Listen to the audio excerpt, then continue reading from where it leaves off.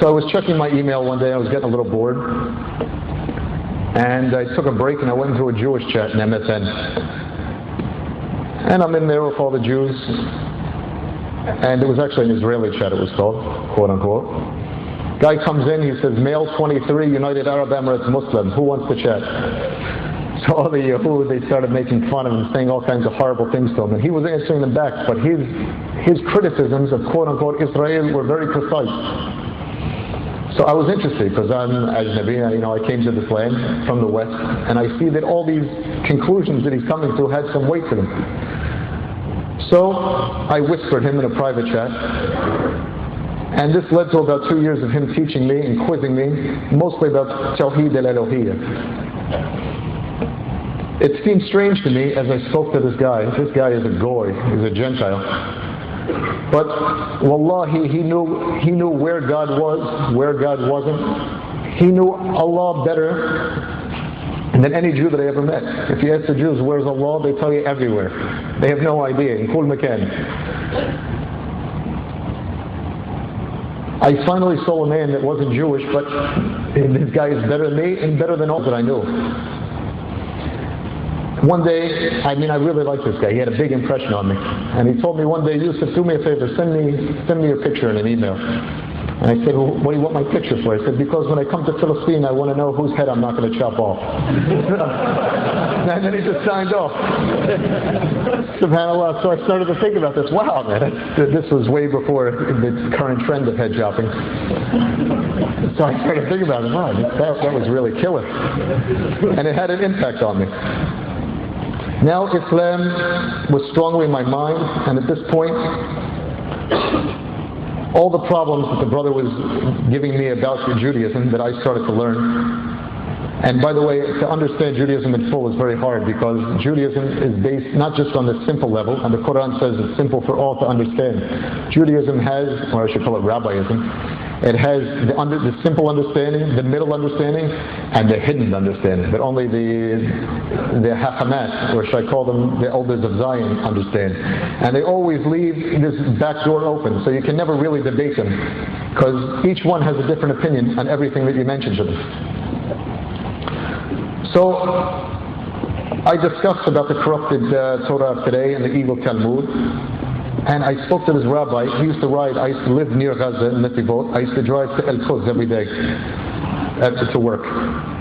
There was some rabbi with me. He was a crazy American guy, but he had the element of the Deen of the Yahud. Everything that I told him, he said, yes, that's correct. Everything correct, 100%. So I said, listen, Rabbi, you're telling me all this? Yeah, this is correct. I said, so I want you to do me a favor. I want you to meet his brother in Emirates. I want you to talk to him. He said, I will not. I said, why not? He said, everything you said is correct, but if you think that I'm going to tell a goy that Judaism is incorrect, I won't do it. So, subhanAllah, this is what the Quran tells us. This is what we learn from the Sunnah, and this is what they are today. This was a man of their knowledge. Anyway, another incident. One day I was in Jerusalem, and I saw a rabbi. And this rabbi, I always wanted to speak to him. Even when I was in Brooklyn, he used to live near my community. His name was Rabbi Soleimani, and he was the rabbi of the Shirazi Jews from Faras, from Iran. And he was new to America. And now I see the Iranian Jews that are in quote-unquote Israel. So I asked him, I went over to him, I said, Rabbi, can I ask you a question? He said, yes. I said, where is it better for a Jew to be a religious Jew, an Orthodox Jew? In a land of Sharia, at that time that's what I believe that land was that he was in, where the women, they're dressed in hijab, properly covered. You don't hear ausaf words, you don't hear the dirty words coming out of their mouth on the streets like you see in Tel Aviv, in these places where the Iranians live. They have dresses, it's not size 1, 2, 3, it's the size they wear is not guilty, Your Honor.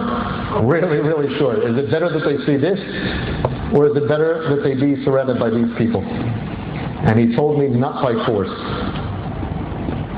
I said, Rabbi, do you believe that the Torah is the Haqq? You believe the Talmud is the Haqq? You believe Judaism is the Haqq? He said, yes. I said, you're going to tell me that if you had the quwwah, if you had the power to enforce that deen that you believe is the truth, you wouldn't do it? And he told me, shh, Khalas. This man is Zabali. I don't want to see this guy. Now I see exactly for sure what they are. These are garbage people. They don't even stand up for what they believe their religion is. The next morning I went to the Suq al-Arabi in Al-Quds, and I bought the translation of the meaning of the Holy Quran in English. And I remember when I was taking it home, it was like I was taking home contraband, like I had something stolen, because the Yehud, they say you're not allowed to read, especially the Rambam, he's one of their big hakamat, that you're forbidden to read any foreign ideologies or faiths.